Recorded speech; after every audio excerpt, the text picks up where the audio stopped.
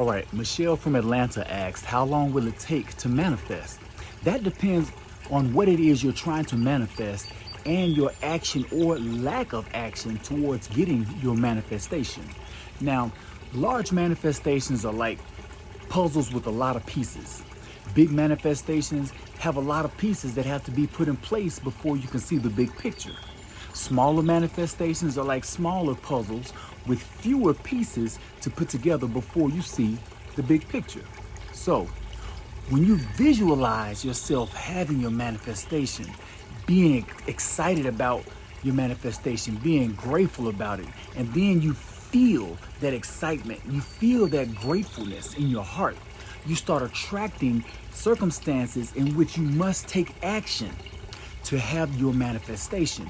Now, from my experience, big manifestations require a lot of circumstances and action on your part. Small manifestations may require less circumstances and less action on your part. So let's say you want that dream job. Now, you're seeing it in your mind and you're feeling it in your heart. Now, out of the blue, the job becomes available. This is a circumstance or a puzzle piece. So you must take action and apply for the job.